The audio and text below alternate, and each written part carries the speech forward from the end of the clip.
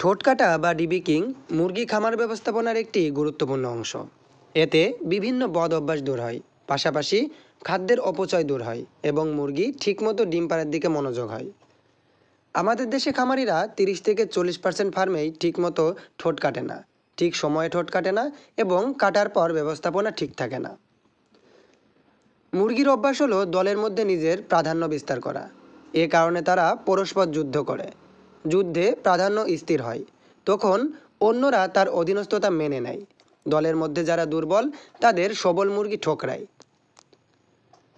তাছাড়া মুরগির ঠোঁট যখন বড় হয় তখন এক মুরগি আরেক মুরগির ঠোঁট দেখে ভয় পায় এবং ভাবে যদি সে আগে নিজেকে রক্ষা করতে না পারে তাহলে সে আক্রমণের শিকার হবে।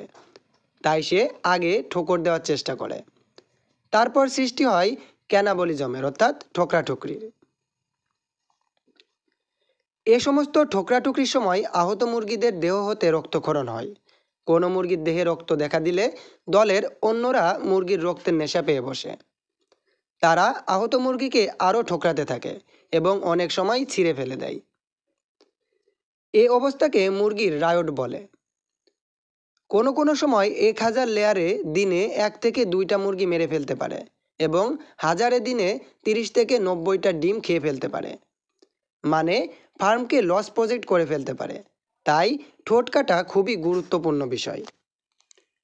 ঠোঁট কাটার উদ্দেশ্য: ক্যানাবলিজম বা পরস্পর ঠোকরাঠুকরি প্রতিরোধ করা, খাদ্যের অপচয় রোধ করা, খাদ্যের রূপান্তর হার বৃদ্ধি করা, পরস্পর দৈহিক সক্ষমতা বৃদ্ধি করা। ডিবিকিংয়ের প্রচলিত পদ্ধতি: প্রচলিত পদ্ধতিতে গ্রাম অঞ্চলে অথবা 100 থেকে 200 মুরগি পালনকারী খামারিগণ নিজেই বাজারের যে কোনো বানানো অস্ত্র বা সার্জিক্যাল ব্লেড দিয়ে ছোট বাচ্চাদের ঠোঁট কাটে। এ সময় তারা বিভিন্ন সমস্যার সম্মুখীন হন। ঠোঁট কাটার সময় অবশ্যই কিছু সাবধানতা অবলম্বন করতে হয়, যেমন 1. পারদর্শী ব্যক্তির দ্বারা ডিবিকিং করা। 2. ঠোঁট কাটার যন্ত্রটি অর্থাৎ ডিবিকিং মেশিনটি অবশ্যই উন্নত মানের হওয়া উচিত। 3. ঠোঁট কাটার সময় যেন রক্তপাত না ঘটে, আর রক্ত বের হলেও তা যেন সামান্য হয় এবং তাড়াতাড়ি বন্ধ হয় সেদিকে খেয়াল রাখা উচিত। 4. কেবল সুস্থ এবং সবল বাচ্চা এবং বড় মুরগির ঠোঁট কাটতে হবে। 5. ঠোঁট কাটা শুরুর একদিন পূর্ব থেকে প্রতি লিটার পানিতে 4 মিলিগ্রাম পরিমাণ ভিটামিন কে একটানা 5 দিন খাওয়াতে হবে। 6. অসুস্থ বা টিকাদানকৃত মুরগিকে ডিবিকিং করা যাবে না। 7. কাটা অংশ মসৃণ হতে হবে এবং ভালোভাবে কাটারাইজ করতে হবে। 8. ঠোঁটের নিচের অংশ উপরের অংশ থেকে কিছুটা বড় রাখতে হবে। 9.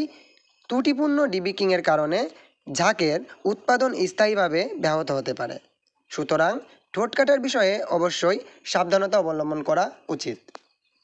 ডিবিকিং এর পরবর্তী যত্নসমূহ: 1. ডিবিকিংয়ের পরে ও ভিটামিন কে খাওয়াতে হবে 2 থেকে 3 দিন।